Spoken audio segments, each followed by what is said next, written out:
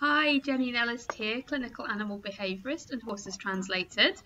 This is part 2 of my clipping tutorial, so welcome. And this is where we're going to take our now desensitised Bronwen and start matching up the experience of clipping to the pleasure of food, which we also know as counter conditioning. So let's take a look at how this is applied. So it's time for a quick review of Bronwen's desensitisation with the clippers, and then I'm going to show you how I've been working on the counter conditioning during the weekday mornings when I've been doing my morning horse routine. It's been too dark to do any filming, so I'm basically going to do a repeat of what I've been up to so you can see how far she's got at this stage. So if you remember from part 1 of this video, I was running the clippers while Bronwen was able to calmly eat, and I was getting gradually closer and closer and closer. And in the last video you saw me introducing the clippers into that force field around her. I've obviously continued that, and this is checking out fine in this video here. She's now able to settle and eat while I wave the clippers around pretty much any part of her body. Please note that of course you don't actually have to use a plastic bag to carry your food. This is a vessel of convenience for me and Bronwen, and something she doesn't have a problem with. Obviously if your horse does have a problem with whatever you're carrying your food in, then you're going to make yourself worse of a problem. So obviously use a bit of common sense, carry the food in something that is acceptable to your horse. Now that the desensitisation to the clippers being around her force field, around her body, being absolutely fine, the next stage is to increase the meaningfulness of the clippers. So what I then go on to do is to make some really clean sequences of events, which is clippers go on, they start buzzing away, I deliver food to the bucket, and while she's eating the clippers are switched off again.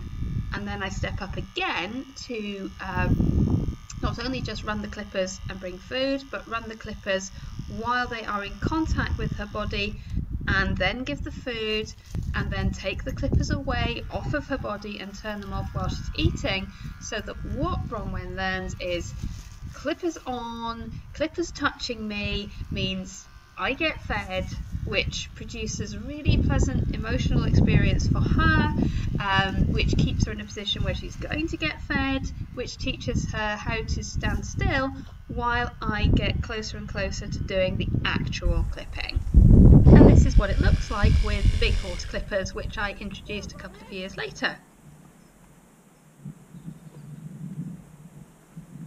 So, on, noisy, off and feed.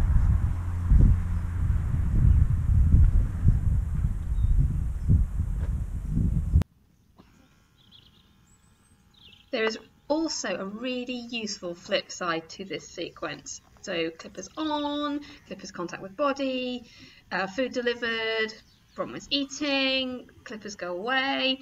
And that's the useful flip side, it's the clippers go away. So we spent a lot of time getting her desensitised. We're now pairing the experience with food. So in the beginning the food was happening anyway. As long as she was settling to eat I could clip, but the clippers weren't announcing food, and now they are. So in the beginning she's just eating, clippers are going on and off. She's getting used to the background noise. Now clippers are going on and food is being deliberately presented. That could be challenging for horses who are more nervous. So what we also want to do is meet that other need. They need to know when the clippers are going to stop. And if you have a clear sequence where the clippers stop while they're eating, perhaps after a very short period of time, or very deliberate ways of making contact with the horse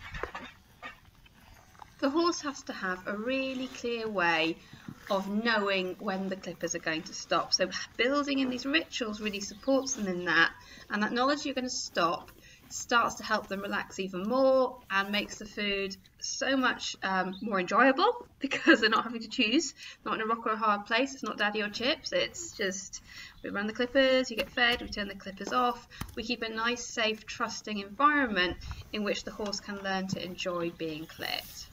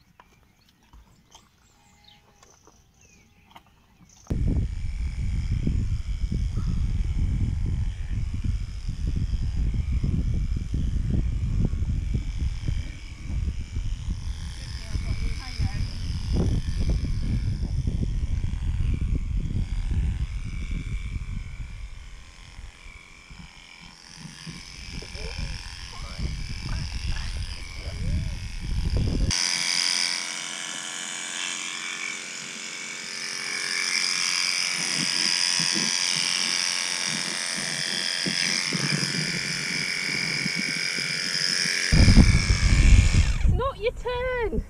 It's not your turn. Do you want a turn? Do you want to have a go? Do you want to be clipped? You do?